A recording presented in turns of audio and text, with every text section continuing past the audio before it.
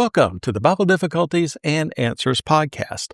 I'm Lance Smith, your host, here to wrestle with life's big questions with a Bible, a grin, and a healthy dose of curiosity. We're at week 11 of our 20-week Sunday series, slicing through section 3, Existential Fit, of J. Steve Miller's Faith That's Not Blind. Check the show notes for links and brain-tickling extras.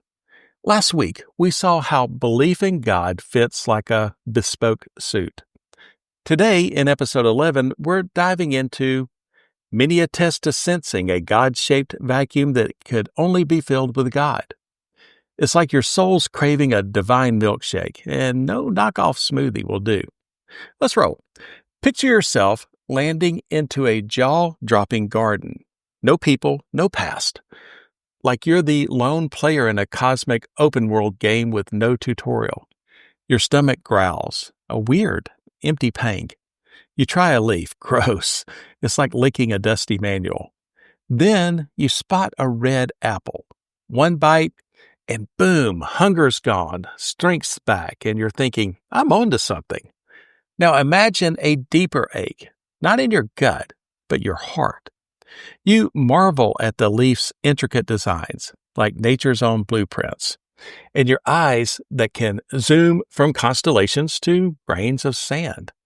A longing stirs, and you whisper thanks to whoever engineered this masterpiece. Suddenly, that hollow feeling feels like you've just synced your soul to a universal Wi-Fi. That's the core of today's episode, straight from pages 68 to 71 of Faith That's Not Blind. On page 68, Miller introduces Augustine of Hippo, a 4th century scholar who partied harder than a fraternity bro before finding God. In his Confessions, Augustine charts his wild ride through pleasure and philosophy, landing on a heart-deep truth.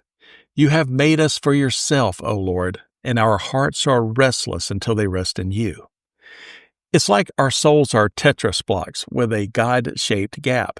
No matter how many gadgets or likes we stack, only one piece fits. On page 69, Miller quotes Blaise Pascal, who calls this longing an infinite abyss that only an infinite and immutable object, God, can fill. It's like trying to patch a black hole with duct tape. Only something epic works. C.S. Lewis drops a gem on page 69 with this. If I find in myself a desire which no experience in this world can satisfy, the most probable explanation is that I was made for another world. It's like your heart's got a cosmic GPS, pinging a destination beyond the horizon. Miller links this to the witness of the Spirit, a gut-level nudge that philosopher William Craig says is a legit reason to believe in God. It's not just warm fuzzies, it's your soul dropping pins on a divine map. Now, let's level up. Miller admits on page 69 he's skeptical of feelings, and I'm with him. One time in Scottsdale, Arizona, I felt I'd crush a karaoke night at a local establishment. Picked Wish You Were Here by Pink Floyd, pictured the crowd swaying. Instead, I sounded like a coyote caught in a blender. Disaster. Feelings can fumble, but dismissing them is like ignoring a check engine light because you don't get mechanics. On page 69, Miller shares stories of brainy folks who felt this void. Bertrand Russell's daughter, a top scholar, sensed something missing and dragged her husband to church, eventually landing them in mission work in Africa. It's like her heart was shouting, "You're missing the main quest."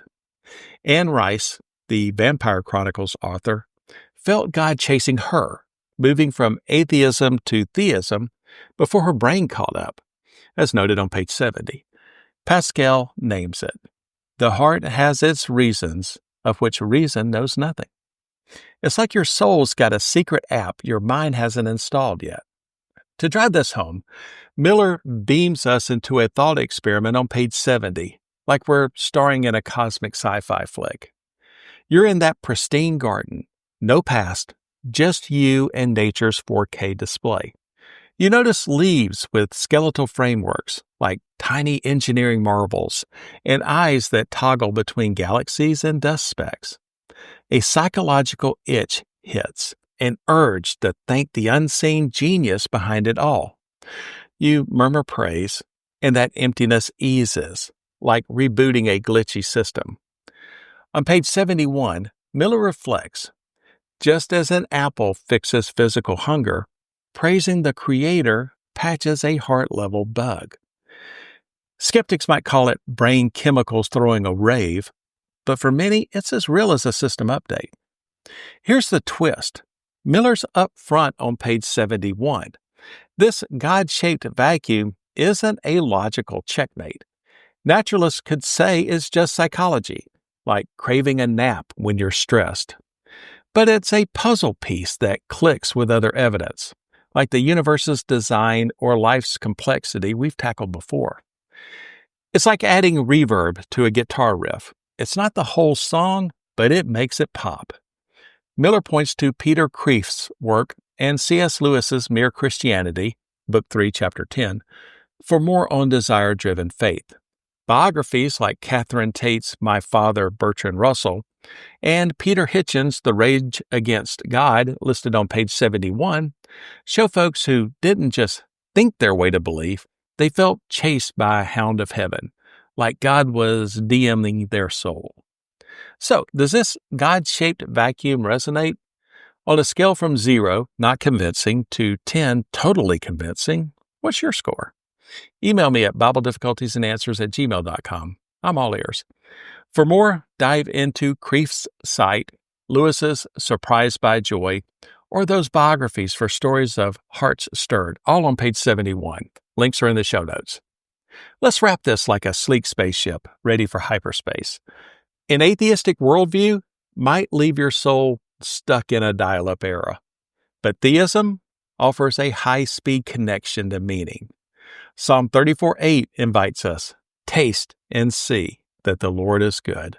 So keep chasing that divine milkshake. It's out there. Next Sunday, episode 12, we'll dig deeper into this existential fit. Check the show notes, join our Facebook page, email me at BibleDifficultiesAndAnswers@gmail.com. Share this episode and toss a 5-star review on Apple Podcasts, Spotify, or wherever you listen. It keeps the faith signal strong. All episodes are at BibleDifficultiesAndAnswers.podbean.com.